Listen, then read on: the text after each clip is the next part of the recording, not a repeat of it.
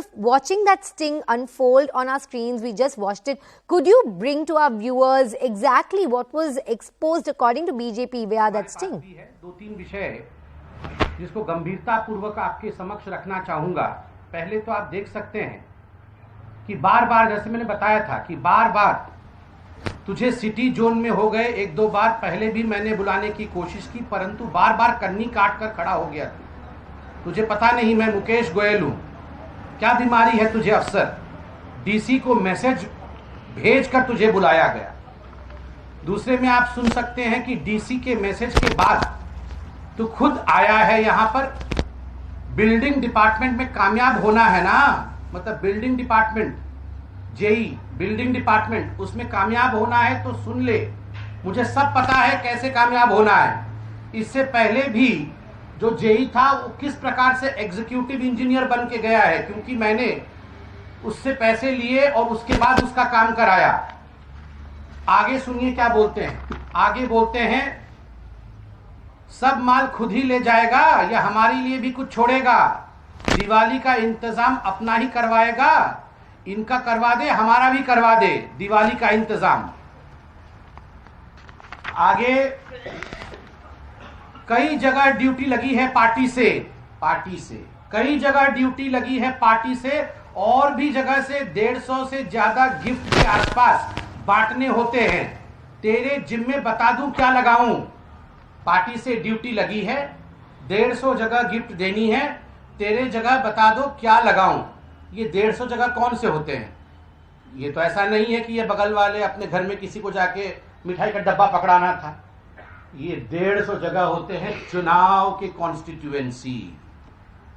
ये भिन्न भिन्न कॉन्स्टिट्यूएंसीज में, ये एमसीडी के जो कॉन्स्टिट्यूएंसीज है उनमें हो सकता है, मेरा ये मानना है, हो सकता है 100-150 पे इनकी ड्यूटी लगी हो कि आपको इतना इतना पैसा कहीं से भी कमा करके पहुंचाना है। तो यहाँ गिफ्ट बांटना है, इसलिए तुम क्या कर पाओगे बता दे, तुम क्या लेकर आओगे? अगले पेज में देखिए, इतनी तो तुझ में खुद समझदारी होनी चाहिए। हम तेरे से कौन सा कह रहे हैं कि ज्यादा ले आ, जो तुझसे हो सकता है वो बता दे, जितना हो सकता है उतना बता दे। पहले ऑफिसर सर मैं आपके अपने आप भिजवा दूंगा। अफसर बेचारा बोल रहा है मैं सर अपने आप भिजवा दूंगा। फिर गोयल जी बोलते हैं क्या भिजवा देगा, पता तो चले, क्या भिजवा देना है तुझे, यह बता तो दे। मैं तो पहला ऐसा जेई देखा हूं जो अभी तक बता नहीं रहा है कि क्या भिजवाएगा। आगे सुनिए क्या बोलते हैं। ऐसा देख रहा हूं जो इस तरह की बात कर रहा है। हम लोग तो तुझ जैसों से बात ही नहीं करते। हम लोग तो तुझ जैसों से, मतलब ये जेई वेई से तो हम बात ही नहीं करते हैं। ये 10, 15, 50, 20, 25, 50, 20, 25 या 50 लाख ले आएगा तो तू ही रख लियो। यहाँ लाख नहीं लिखा हुआ है। अब ये 20-25 पैसे तो नहीं होंगे। 20, 25 या 50 ले आएगा तो तू ही रख लियो। हम 58-54 के आदमी नहीं है। हमारा स्टैंडर्ड ये नहीं है कि 20-50, ये हमारा स्टैंडर्ड नहीं है। 25-50 दे दो तो आइयो ही नहीं। अगर 25-50 देना है तो आना ही नहीं। मैंने तो पहले ही कह दिया है कि कमी ना है हमारे पास, कमी नहीं है। पेड़ की जिस टहनी को हमने लगाया उसी से फल ले लेंगे। हमारी तो कई पेड़ और टहनियां हैं, और हमारे पास बहुत पेड़ हैं। हमारे पास हर पेड़ पर फल लग रहा है। बहुत पेड़ हैं। ये जितने एमएलए हैं ये सब पेड़ हैं। और ये जो पैसे देते हैं ये केजरीवाल जी को, मनीष सिसोदिया जी को, ये सारे के सारे ये फल है, फल। और ये जो एमसीडी में इनके कुछ इनके जो नेता हैं ये टहनियां हैं। मुझे तो याद आ गया कि हर पेड़ पर उल्लू बैठा है, याद है ना? दिल्ली सरकार के हर पेड़ पर करप्ट उल्लू बैठा है। अंजामे दिल्ली क्या होगा? आप सोच के देखिए, जिस हर पेड़ पर इस प्रकार से एक भ्रष्ट व्यक्ति बैठा होगा तो उस पेड़ का अंजाम क्या होगा? दिल्ली के प्रशासन का अंजाम क्या होगा जब उनके सबसे बड़े नेता बोल रहे हैं हर पेड़ पर बैठा हुआ है। ये देखिए, केवल टिकट बांटने वाले व्यक्ति नहीं थे ये मुकेश गोयल। ये वार्ड नंबर 15 आदर्श नगर, वहां से कैंडिडेट भी हैं, अभी कैंडिडेट भी है, मैं ठीक बोल रहा हूं, कैंडिडेट भी हैं, कैंडिडेट भी। बड़े नेता बोल रहे हैं हर पेड़ पर बैठा हुआ है। ये देखिए, केवल टिकट बांटने वाले व्यक्ति नहीं थे ये मुकेश गोयल। ये वार्ड नंबर 15 आदर्श नगर, वहां से कैंडिडेट भी हैं, अभी कैंडिडेट भी है, मैं ठीक बोल रहा हूं, कैंडिडेट भी हैं, कैंडिडेट भी हैं। अभी मेरे पास खबर आई है कि आदर्श नगर वार्ड नंबर 15 से ये कैंडिडेट भी है। मैं इसको अभी वेरीफाई भी करूंगा। वार्ड का नाम, जनता का नाम आदर्श नगर, और इस प्रकार का भ्रष्टाचारी व्यक्ति आदर्श नगर से कैंडिडेट, ये तो घोर अन्याय है। आगे क्या कहते हैं?